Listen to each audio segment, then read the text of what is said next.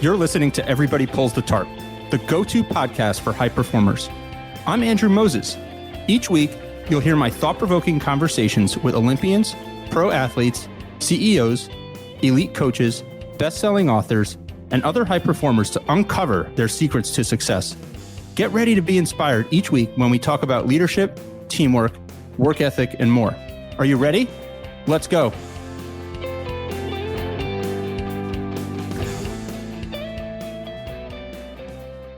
Hi, everyone. Let's get into it and pull that tarp. My guest today is a Super Bowl champion, a Pro Bowler, NFL analyst, and an MMA commentator, the one and only Ryan Clark.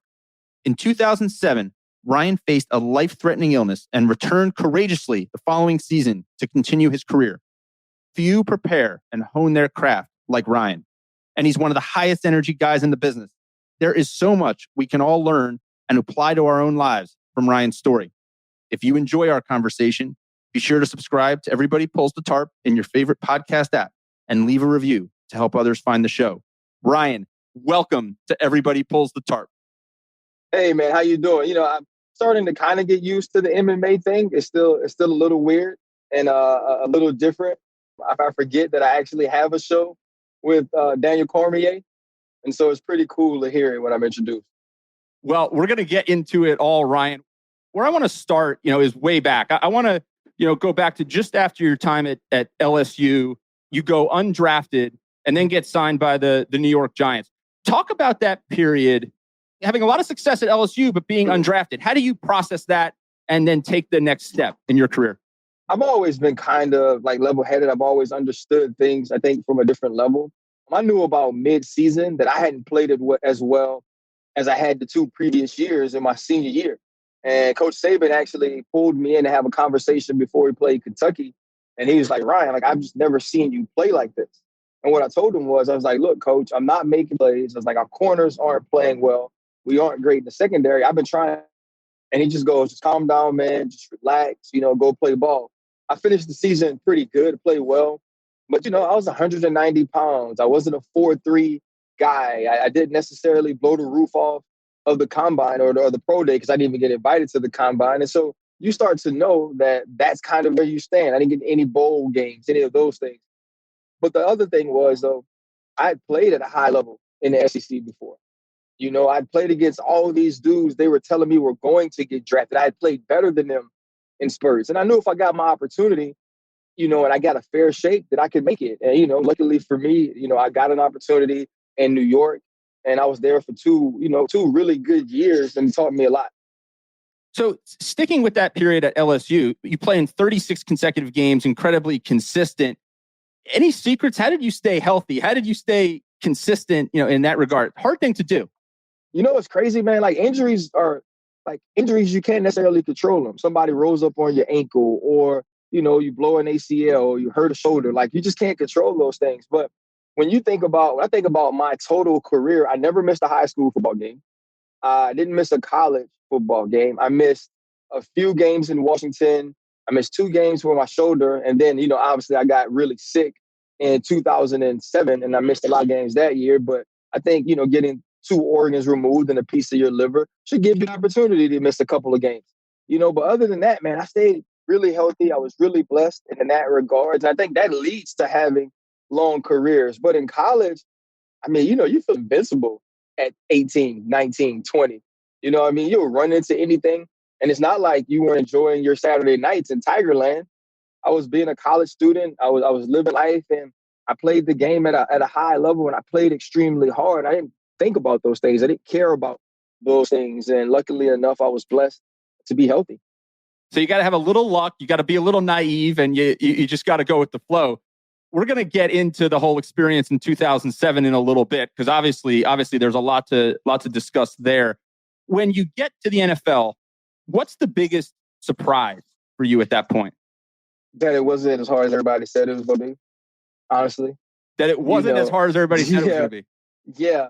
I think people preach that to me so much because I was undrafted, and it's like even now, when I talk to people and they ask me about my career, if they're not like you, who studies the game and who knows, like people think I was drafted. I'm always asked that question, what round were you drafted in? And I have to explain to people, well, I wasn't, because they see 13 years and the rest of it. And so getting there, everybody's like, the learning curve is so hard. But I was always just a very intelligent player. I had Coach Saban, who made you make a ton of checks. I went to a private high school, and we checked defenses in high school. And that was, it was my job to get us in the right defense. So I'd always done all of those things. So intellectually, the game was easy for me, and I knew I was on the right path. And I knew that from an intellectual standpoint, I was different when the veterans started making fun of me, right? Like when veterans started calling me a nerd, when I'd make a check or get the whole defense lined up, and veterans would say things, oh, look, it's Mr. Smarty Pants. That's when you know you're on the right track, right? Because they start to feel it a little bit. There starts to be a little bit of intimidation, like, oh, this 21, 22-year-old kid can handle everything they throwing at him. And I played every position as a rookie. I played dime, I played strong, I played free, I played nickel. And so being able to do that is honestly what helped me get into the league. And so I just think it was a little simpler from a mental standpoint than people explained it to me. And the other thing is like my first play, I'm on punt, I'm on the gunner on punt. We're playing the New England Patriots in the preseason. The two guys standing across from me, and this is honest to God truth, were Lawyer Malloy and Ty Law. That's the double jammer on the other side. And so I'm all nervous. I'm not realizing that like Pro Bowl and all pro players don't play hard in the preseason. So I'm basically shaking in my boots like these two dudes finna hem me up and throw me under the Gatorade jug. And so like I shake Ty outside, I split Lawyer to the middle, I get down, I make the play. And I was like, this is the NFL? I'm good. Obviously, it wasn't that easy, but it was just some of those experiences that at least let you know you belong. So I want to go back to the point you made, Ryan, about the veterans starting to make fun of you a little bit, starting to pick on you for being so well prepared, maybe processing things intellectually a little different than others do. So at that point, do you feel like an outsider? Do you feel like you belong? Do you feel like you're just bringing something different? I mean, you definitely don't feel like you belong being an undrafted guy because people don't really treat you like you do belong. They don't necessarily, I'm there with Jeremy Shockey, who's the number 1 overall pick that year for the New York Giants. He's obviously treated much differently than I am, and the other picks. And so, no, you don't feel that. Like, you feel the urgency of having to be better than everybody. You feel the urgency of having to be different. I remember when we left from minicamp, you couldn't bring your playbooks home.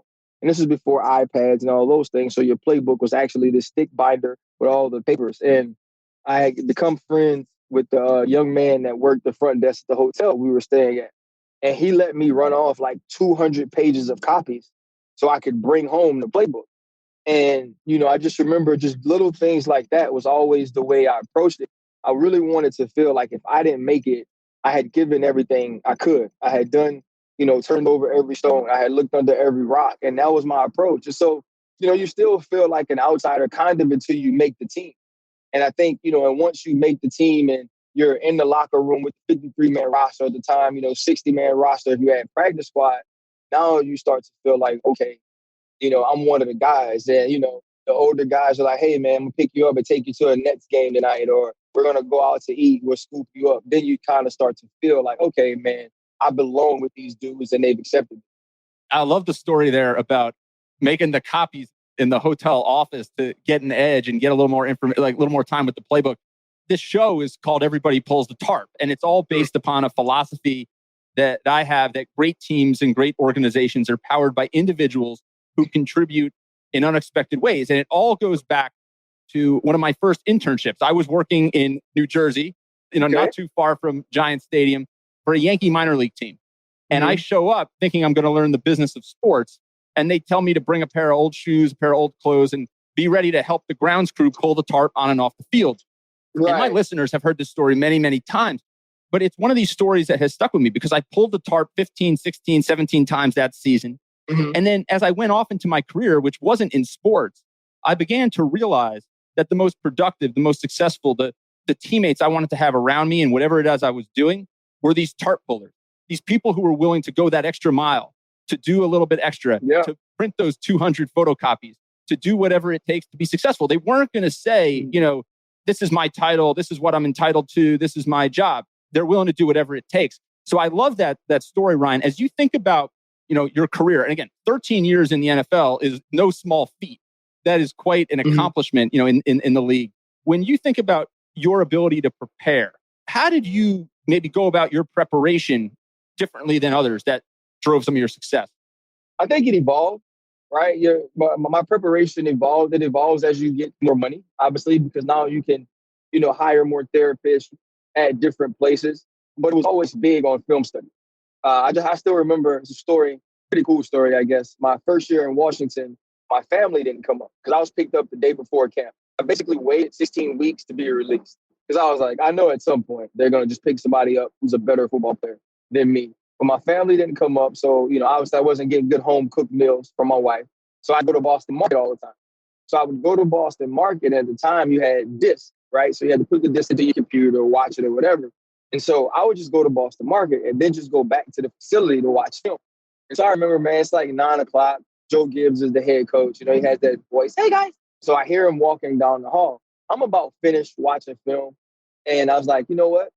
I should just pretend like I'm going to use the bathroom just so he sees me, right? Just so he even knows I'm here. So I do. I walk out. He bumps into me. He's like, hey, Ryan, how you doing? I was like, hey, coach, how are you?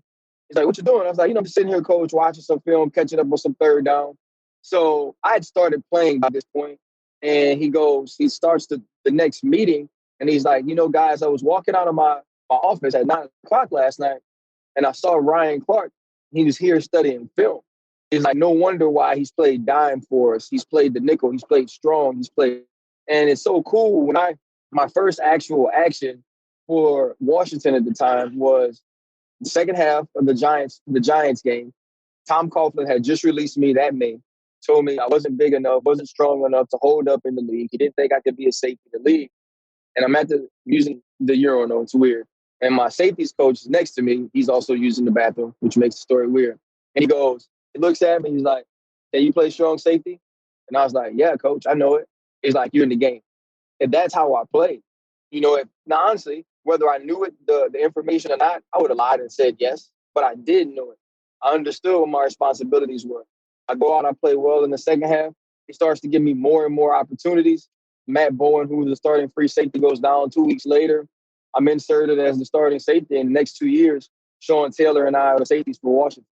So is it like this belief and confidence that you have because of kind of, where you've been and the people who've helped you get where you are? Is it just this innate ability to out-prepare others, to have the information to feel? How did you said there you were going to feel ready regardless. How do you feel ready?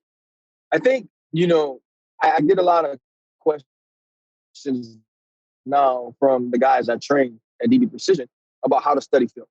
And I always tell them you have to develop your own way to study film. Like you truly do. You got to figure it out yourself because it's about how you retain information. I've always, even in college, I had the sickle cell trait. I didn't realize how that would affect me. But I was always first when we ran 110s, when we ran gassers, 40s. I was always that dude. I won the award for, whoever worked out the hardest that summer my senior. So I was always that. But from a mental standpoint, if you told it to me or I saw it, I never forgot it, as long as it pertained to football.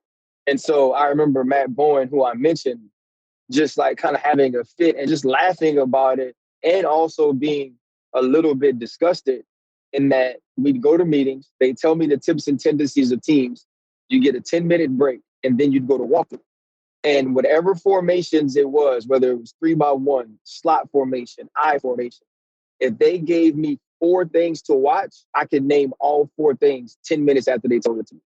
It was just how my brain worked. And so then being in that my brain worked like that, I now understood what to look for when I studied film. And so I think my preparation was good because it excited me that I was good at it. It was like, okay, I know if I watch this film, I have all this information. I'm going to be able to go back to practice and help, whether it's Troy, whether it's Ike, James Harrison, whoever it is, all of these great playmakers. I'm going to be able to help make them better because I can tell them where to be. I didn't have the stuff Troy had, but I had something different. And in having something different and us using those things together, it made us a great duo. It made us a great secondary, which made us a great defense. And so I think it was just the excitement of what the preparation made me, how good I was at it, that always made me continue to do it. And, I tell the guys all the time, you don't prepare to win, right? You prepare to make the other team beat you. And what I mean by that is, if Randy Moss catches a bomb on me, but I knew exactly what was coming, I lined up deep enough, I was in the perfect position, and he just jumped over my head, that just means he left the hospital with more than me. But if he beats me because I didn't know what was coming, I didn't understand the play, I couldn't anticipate, then that's my fault, especially if they shown it to me. And if you walk out of the stadium and you can say, you know what, Tom Brady was better today, Randy Moss was better today, but they didn't outwork me. They didn't out. I love that, Ryan. I think, one of the things that stood out to me there is, so much, but when you unpack it and you talk about learning how like each individual learns, right? You figured out how you needed to watch film, how you needed to process the information. Like one of the things for me is like, I like to read a lot, but I don't necessarily retain the information really very well. So I'll like highlight and underline a book as I'm reading it. And then like, I'll come back to it a month or so later and I'll kind of flip through the things I highlighted and I'll write down a lot of the stuff that I highlighted or underlined onto index cards. And then I'll just stick them in a box. And then when when I'm looking to kind of gin up some creativity or I think about a topic, I'll go back to my notes, in the index cards or in a notebook. You have to kind of learn, I think, like you described there, how everybody's going to process information. Everybody's going to remember things differently. It's about figuring out your own processes, right? No, it absolutely is. And I think that's always the hard part when people ask me, how to watch film or how to do certain things. And so what I give them is a template. I say, well, if I had this on Tuesday, I study this on Monday. If I, and I'd go through it. And I'd always tell them, I never looked at film, notebooks, anything the day before the game, anything the day of the game. Because my thought process was, if you have done everything you were supposed to do, if you studied the way you do every single week and the way you feel like has you prepared the best, then you shouldn't have to cram. And if you have to cram to learn it, then it's not that important. And that process always relaxed me because if I got to Saturday for a Sunday game and I felt like, man, I've learned everything I could possibly learn. If I'm in walkthrough, I know every formation, I know what the plays are, I'm like, I'm ready to roll. And there was always comfort in that. And I think most of all, that's what you're searching for. You're searching for the comfort of knowing you're absolutely prepared as best you can possibly be for this opportunity. That's really spot on, Ryan. And it doesn't matter whether you're an NFL football player, medical student, high school, high schooler trying to ace their math test. It's all about, or a sales VP going into a sales meeting, or making a pitch. It doesn't matter. It's about, did you do what you feel you needed to do to put yourself in the best possible position? When you think about kind of the influence, you talked before about printing out stuff and now it's all on iPads.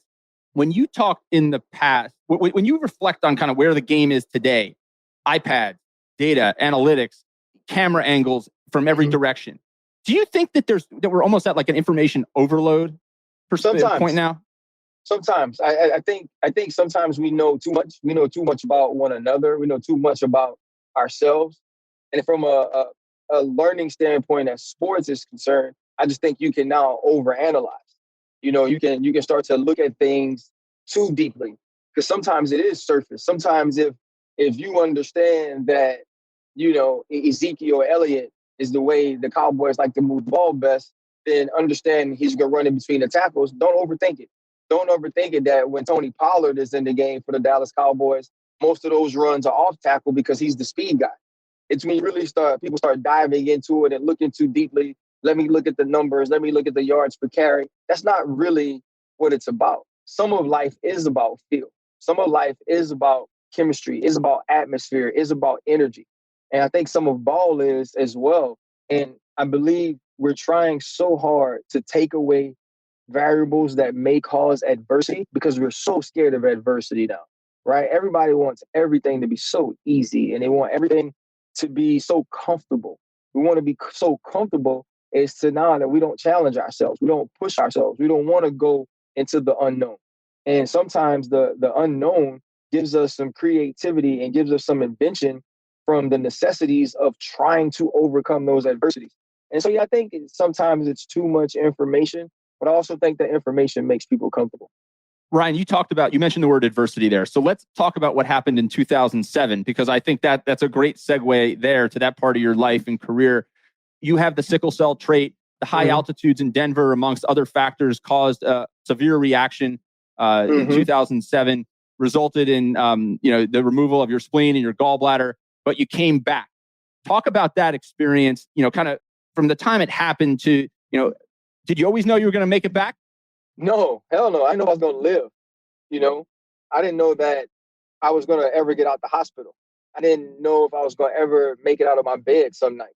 And that was crazy. It was one of those things where I remember the night it happened, I go to the hospital, I kind of tell them what's going on, and they send me back to my room. So I'm in Denver. I call my wife, and I'm like, okay, this is how I feel. And, she loves me. She's like, I'm calling the doctor. I'm calling the team this, the team that. And I remember, man, I took a shower. I took a cold shower, and I turned the air conditioner down really low, and I just laid on the floor naked because I was like, maybe I can numb myself and this pain will stop. And we get back 2 days later, and they're telling me that I should be able to play. I have what's called a splenitic infarction, which means parts of my spleen died. And I can't even walk right, but I'm trying to jog around the field because they're telling me that I have an opportunity to go. By the time I go in the hospital, a little over a month later, I'm down from 205 to 175, 160. By the time I get out of the hospital, you lose your organs. I just remember the doctor telling me, when you're cleared, we won't know if you can play. But this was only after he told me, had I not called them on Friday, that I wouldn't have made it through the weekend. And so you hear some of these things and you realize that, that you're here for a reason. And then the next was the challenge of coming back. I'm 160 pounds and I can't do a pull-up, and I'm a professional athlete. I couldn't do one pull-up. It's one of those humbling experiences because as a young man, you think you'll always be able to do everything. And so, you get the opportunity to work through that summer, work through that off season, and just run out of that tunnel as a starter to play the Houston Texans to begin 2008. And then to end that season, laying in confetti in Tampa Bay. It's one of the greatest experiences of my life, one of the greatest moments of understanding that God had his hand on my story. And, I'll never forget it. I'd be afraid to go to the grocery store, after having organs like that removed. I don't know how you build up the courage to go to, to get back on an NFL playing field. So you talked about laying in the confetti. Let's talk about the Super Bowl champion. I've always kind of been curious, and I always ask, the NFL guys when I talk to them who've had a chance to go to the Super Bowl, that has to be one of the most difficult experiences kind of in sport because, it's on a neutral site, lots of distractions. You're kind of out of your routine. There's all this other stuff going on. And you're only, by the way, playing the biggest game of your life. How do you deal with the distractions, kind of stay focused and succeed in an environment like that? I think you try to prepare the best you can. You understand that it's different, but you also know it's what you've been working for your whole life. And for us, it was making sure everything was done before we got there. The tickets, the family, all of these extra things, making sure your treatment was set up. And really, it doesn't quiet down until about Saturday night. Saturday night comes, you go to a different hotel. You're not staying where the family is no more. You understand it's just time to focus. And it just becomes football then. The national anthem is different. The jets flying over sound different. They look different. The stand seem the more packed, more excited. But something about playing football that happens is when you're on the field, everything zeroes in and all you see is the people on the field. You don't see the sidelines. You don't see the stands. You don't see any of that. All I see is Kurt Warner. All I see is Edgerrin James, Anquan Bolden, Larry Fitzgerald. And it just was football. It's like playing in your backyard then. And you're not thinking that this is the Super Bowl. You're thinking that this is 3rd down and 6. And I know I'm getting a high low and I got to break down to tackle Larry Fitzgerald. And he just, ran over Brian Dawkins 2 weeks before. And so that's kind of how you focus on it. And I think that's the beauty of sports. That's the beauty of competition, that if you're truly engaged in what you're there to be doing, the rest is just a blur and fades away. I think it all comes back to like what you said there, preparation, Ryan, right? Like the good, solid preparation, knowing your systems, your habits, what makes you tick is such a huge factor, whether you're playing in the NFL, you're doing something in business, you're doing something in your community, you're a teacher, you're a math student, it doesn't matter. It all comes down to preparation and then feeling comfortable when you're in that zone. Before I let you go, Ryan, I want to have a little fun and just talk about all this stuff with the NFL taunting penalties. Your tweet the other day, it's almost as bad, if not worse, as the college targeting penalties. what are we going to do here? I know sportsmanship is important, but we're taking the fun out of everything. But that's not sportsmanship. Making a play and looking at a guy and clapping, that's not taunting. That's not disrespect. These men, one, have worked their entire lives to be in the NFL, their entire lives. Two, they've worked all week to make whatever play it is that they made that they're excited about. So you're telling me I can't be excited? So you're telling me that I can't look at this guy, or that I can't clap, or that I can't flex, or that I can't scream, hell yeah. Like, that's ridiculous. We're adult men. And as long as it's not getting to the situation or getting to the point of disrespect, of violence, let them, if you want to throw a peace sign at me because you burnt me, good. You should, because you burnt me. It's my job to keep you from doing it, right? If you want to flex like this after you run me over, good, because it's my job to keep you from doing it. No, and the other point is, you got to know, you flex like that, you got to see me later. That's what's fun about ball. It's the competition. It's the excitement. It's knowing that the fans who are in this crowd screaming because you scored a touchdown, letting them know you're just as excited. And, this new rule, man, you get two of them, you're kicked out of the game. I just think it's some bull crap.